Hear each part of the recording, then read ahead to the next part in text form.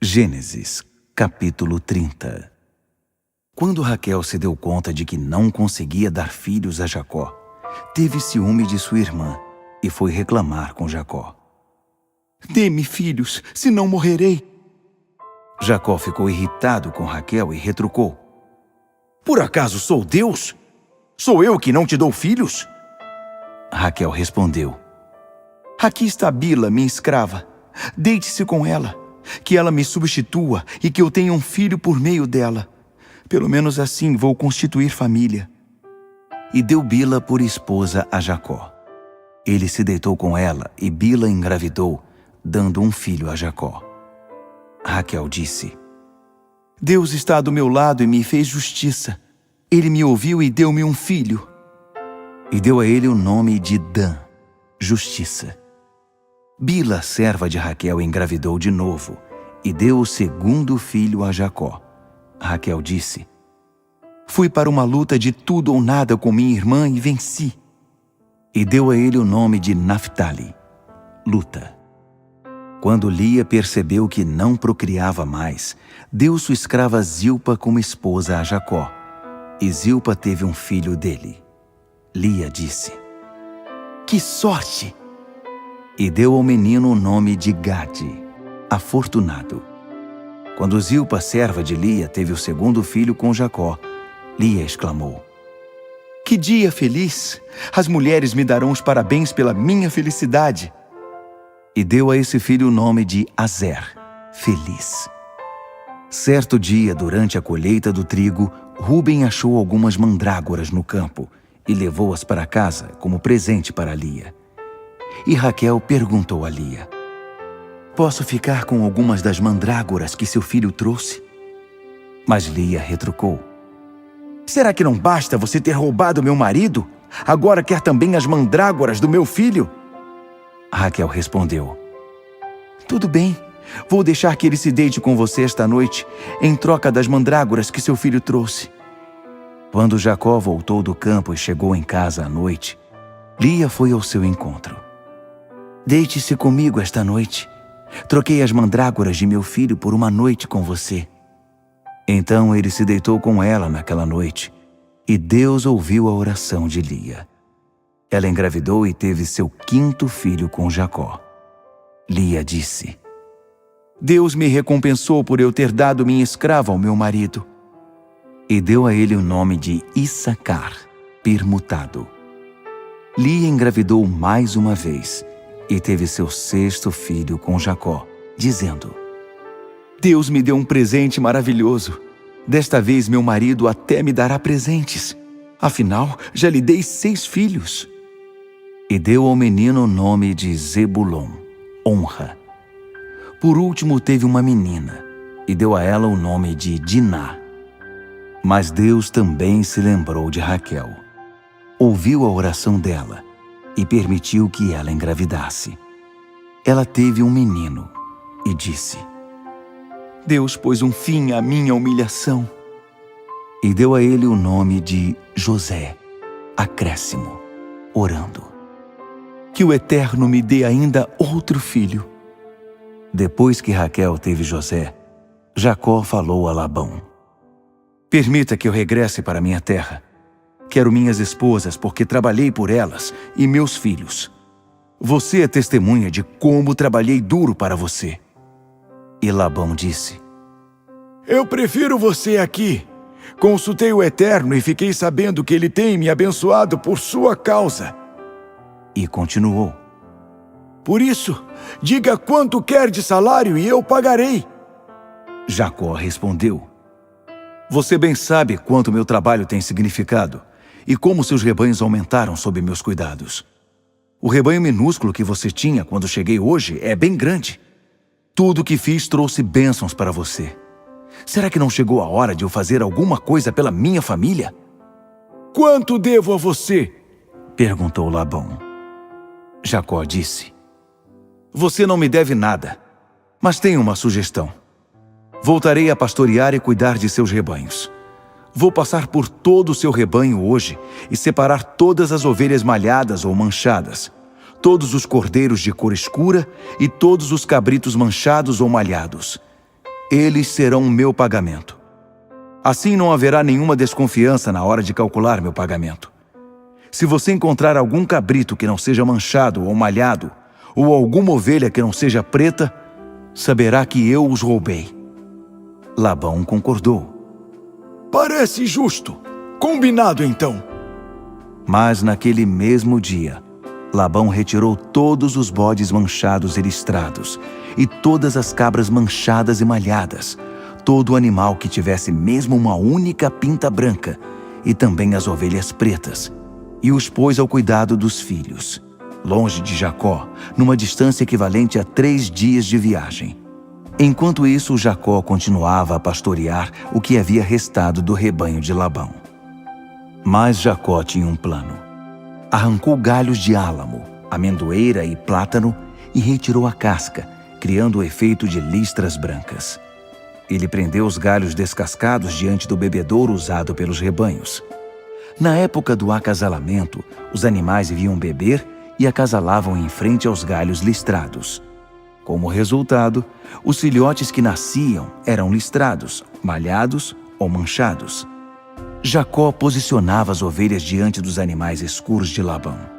Dessa maneira, ele separou rebanhos diferentes para si, sem os misturar com os de Labão.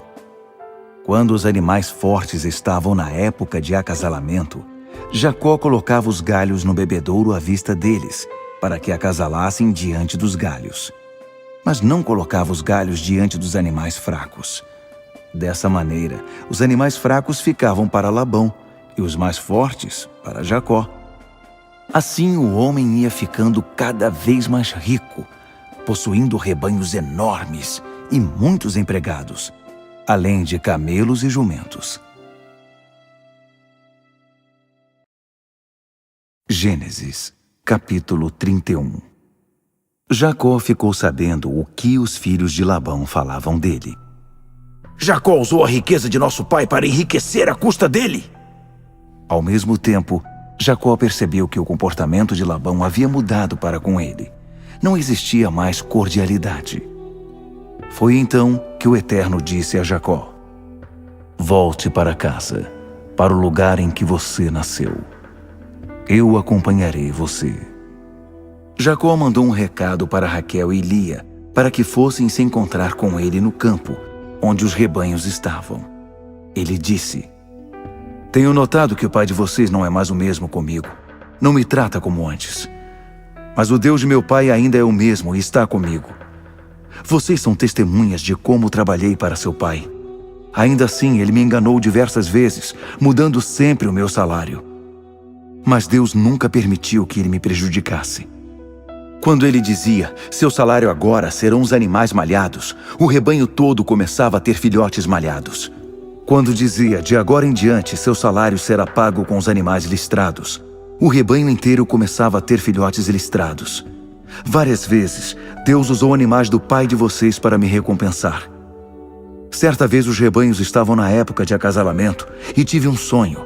Vi os bodes, todos listrados, manchados ou malhados, e estavam acasalando. No sonho, um anjo de Deus me chamou e disse, Jacó. Eu disse sim. Ele me disse, olhe bem, veja que todos os bodes do rebanho que estão acasalando são listrados, manchados ou malhados. Sei o que Labão tem feito a você. Eu sou o Deus de Betel, onde você consagrou uma coluna e me fez um voto. Agora vá, saia deste lugar e volte para sua terra natal. Raquel e Lia disseram, por acaso ele nos tratou melhor? Recebemos tratamento pior que o de estranhas.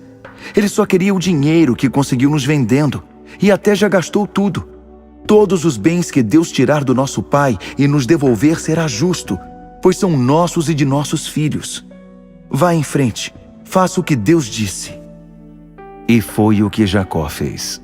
Acomodou seus filhos e esposas sobre camelos, reuniu seus animais e tudo o que havia adquirido em Padã-Arã, disposto a tomar o rumo da casa de seu pai Isaque, na terra de Canaã. Numa hora em que Labão estava tosquiando as ovelhas, Raquel roubou os deuses da casa de seu pai. Jacó havia ocultado seus planos tão bem que Labão nem fazia ideia do que estava acontecendo.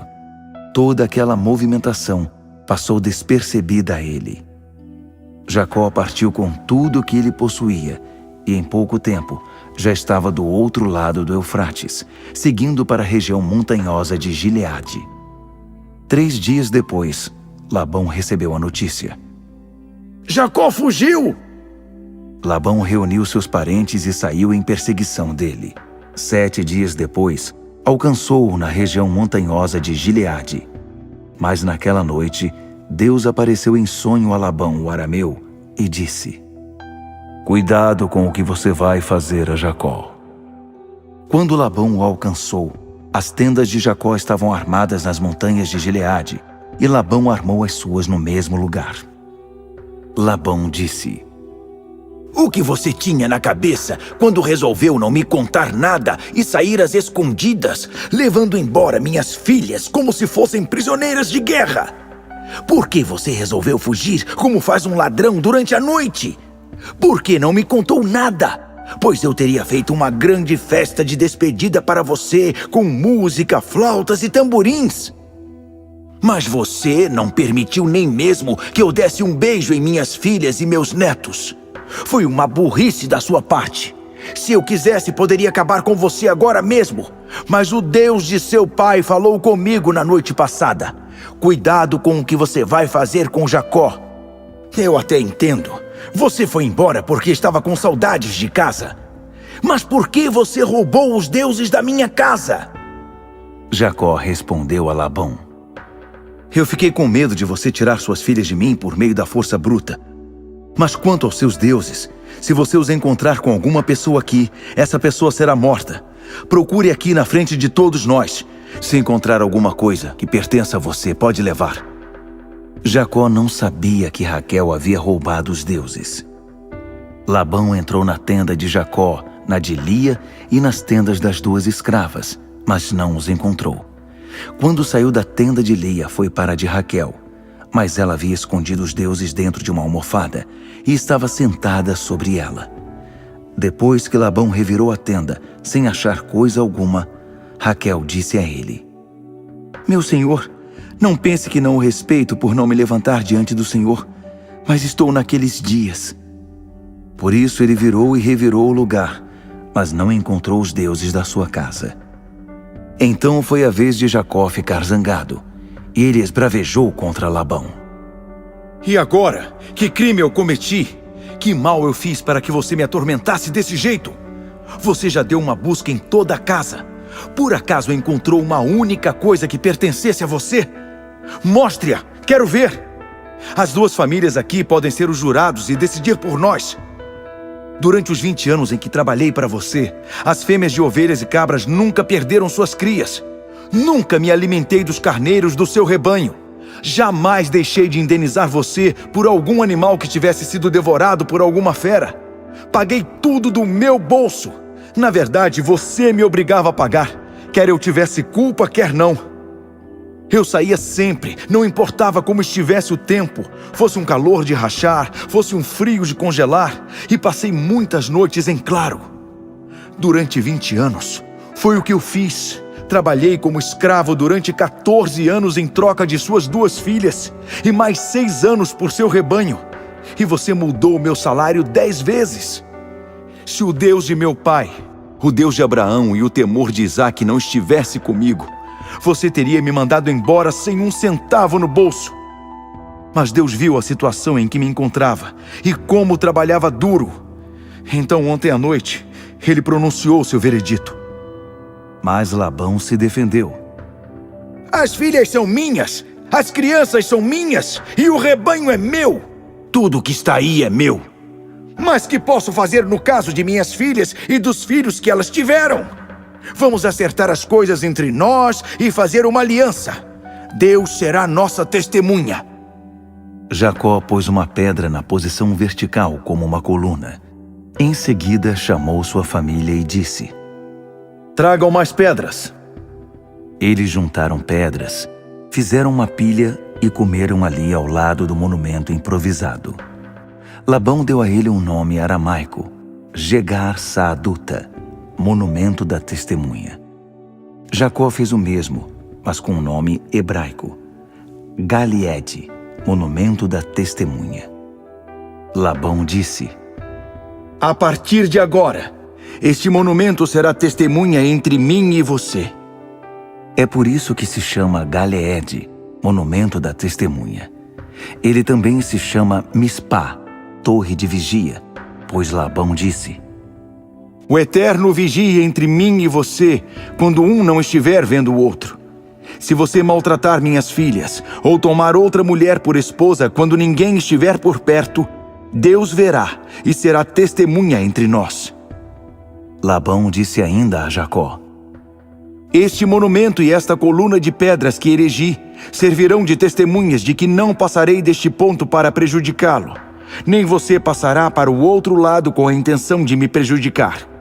O Deus de Abraão e o Deus de Naor, o Deus do antepassado deles, fará justiça entre nós.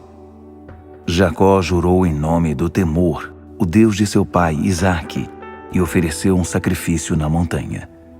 Também prestou culto ali, chamando todos os membros da família para a refeição. Eles comeram e passaram a noite na montanha. Labão levantou-se bem cedo na manhã seguinte, beijou os netos e as filhas, abençoou todos eles e foi embora para casa. Gênesis, capítulo 32. Jacó seguiu viagem. No caminho, os anjos de Deus encontraram-se com ele. Ao vê-los, Jacó exclamou: Oh, o acampamento de Deus! E deu ao lugar o nome de Maanaim, acampamento. A certa altura, Jacó enviou mensageiros a seu irmão Esaú, mais à frente, na terra de Seir, em Edom, com as seguintes instruções: Digam o seguinte ao meu senhor Esaú: Mensagem do seu servo Jacó. Eu estava com Labão e só agora tive condições de sair de lá. Consegui adquirir gado, jumentos e ovelhas, além de servos e servas. Meu senhor, digo essas coisas na esperança de que me aceite. Os mensageiros voltaram a Jacó e informaram: Falamos com seu irmão Esaú e ele está vindo ao seu encontro, mas está acompanhado de 400 homens. Jacó ficou apavorado. Em pânico, separou as pessoas que estavam com ele, as ovelhas, o gado e os camelos em 2 acampamentos, pois pensava: se Esaú chegar ao primeiro acampamento e o atacar, o outro grupo terá chance de fugir. Então Jacó orou: Deus de meu pai Abraão, Deus de meu pai Isaque, o Eterno, que me disseste: volte para a terra de seus pais e farei bem a você. Não mereço todo o amor e toda a fidelidade que tens demonstrado para comigo. Quando saí deste lugar e atravessei o Jordão, levava apenas a roupa do corpo. Mas olha para mim hoje, 2 acampamentos. Por favor, salva-me da fúria e da violência de meu irmão. Tenho medo de que ele venha e ataque todos nós, a mim, as mães e as crianças. Tu mesmo disseste: eu serei bom para você. Tornarei seus descendentes como a areia do mar, tantos que não podem ser contados. Ele passou a noite ali mesmo. Então, de tudo o que possuía, preparou um presente para seu irmão: 200 cabras, 20 bodes, 200 ovelhas e 20 carneiros, 30 camelas com suas crias, 40 vacas e 10 touros, 20 jumentas e 10 jumentos. Pôs um servo para cuidar de cada grupo de animais e disse: vão na frente e mantenham uma boa distância entre cada grupo de animais. Ao homem que estava na linha de frente, ele deu a seguinte instrução: quando meu irmão Esaú chegar perto e perguntar: quem é seu senhor? Quem é o dono disto tudo? Responda assim: seu servo Jacó. Estes são presentes para o meu senhor Esaú. Jacó está a caminho. E deu as mesmas instruções ao segundo e ao terceiro empregados, a um de cada vez, à medida que saíam com seus grupos de animais. Digam: seu servo Jacó está a caminho. Ele pensava: vou abrandar a fúria dele com um presente após o outro. Assim, quando eu estiver frente a frente com ele, talvez sinta alegria em me receber. Dessa maneira, os presentes seguiram adiante de Jacó, e ele ficou para trás, disposto a passar a noite no acampamento. Mas durante a noite ele se levantou, pegou as 2 esposas, as 2 escravas e seus 11 filhos, e atravessou o vale do Jaboque. Deixou-os em segurança do outro lado do ribeiro, com todos os seus bens. Jacó ficou sozinho do outro lado, e um homem começou a lutar com ele. A luta durou até o raiar do dia. Quando viu que não conseguia vencê-lo na luta, o homem deslocou de propósito o quadril de Jacó. O estranho disse: "Deixe-me ir embora, o dia já raiou." Mas Jacó retrucou: "Não deixarei você ir sem que me abençoe." O homem perguntou: "Qual é o seu nome?" Ele respondeu: "Jacó." E o homem disse: "Não mais. Seu nome não será mais Jacó. De agora em diante, será Israel, aquele que luta com Deus. Você lutou com Deus e levou vantagem." E Jacó perguntou: "Qual é o seu nome?" O homem respondeu: "Por que você quer saber o meu nome?" Dito isso, abençoou Jacó ali mesmo. Jacó deu ao lugar o nome de Peniel, face de Deus, pois disse: "Vi Deus face a face e sobrevivi." O sol despontava quando ele saiu de Peniel, mancando por causa do quadril. É por isso que até o dia de hoje, os israelitas não comem o músculo do quadril, pois o quadril de Jacó foi deslocado.